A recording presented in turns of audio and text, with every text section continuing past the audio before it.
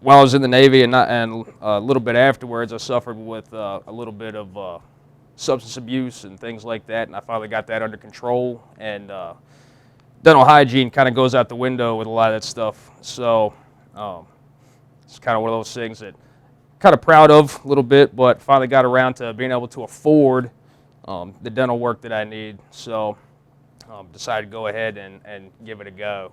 Jeff is a very good case study because he came in and he had a full set of teeth, completely bombed out on the bottom, and he had a lot of cavities on the top.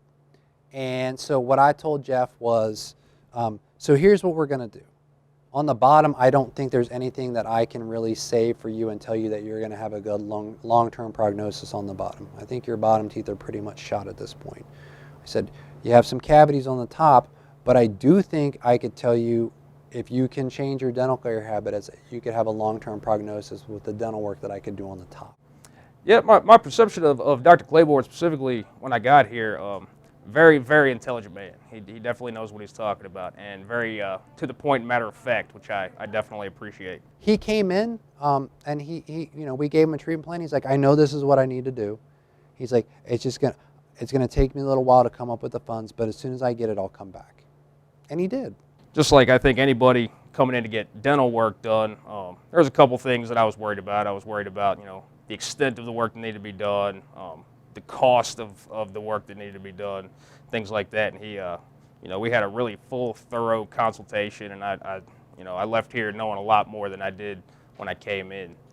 The plan that was laid out for me was almost down to the individual tooth in my head, and it was really interesting because, like I said, I needed some pretty extensive restoration work. He understood the value. He just had to get the funds in order to do it.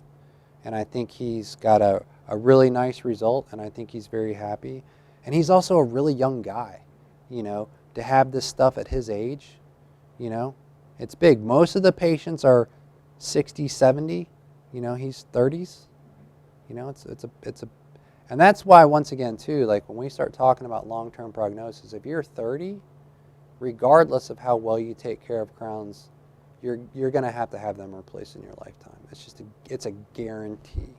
Since I've got him, I've had him in for about a month now. And as far as differences go, I really don't notice a difference from my original teeth to the prosthetic, which is fantastic. I absolutely love it.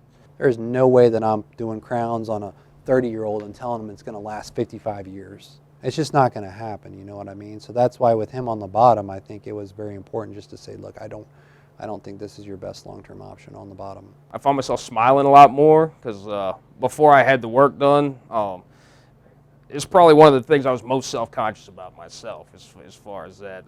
Never really had many issues with body image or anything like that, but it was definitely one of those never smile with my teeth type of things. And now I do. I do it a lot. He might be the youngest person that I've done it on so far. I've had consults with people that are in their 20s. I haven't had any of them come back. I'm assuming when you're 20, I didn't have any access to that kind of money when I was that age. So, unless you have somebody else paying for it, I don't know how you would do it at that age. Justifying it to myself was probably the more difficult part. There's a variety of ways that you can finance these kind of things, because a lot of times insurance will not cover them, which is really unfortunate in my opinion, because it's, your dental health it can cause a lot of severe issues, especially later in life if you don't get it taken care of. But the how was far easier than the should I. But overall, I'm really glad that I had it done now that it's done. So, Brian, I think he also understands, like, man, if I don't take care of this top the way I didn't take care of the bottom, then I'm going to have to spend all this money and all this time and go through the same thing on the top too. So I've kind of got this saying in maintenance where there's a ta-da factor. You fix something and you go, ta-da, I did it, right? And I think Dr. Claiborne really, really loves the final result. I think he loves seeing people smile really big when they see that end result. And like you can tell that he genuinely enjoys when people are really satisfied and you know, their moods are uplifted.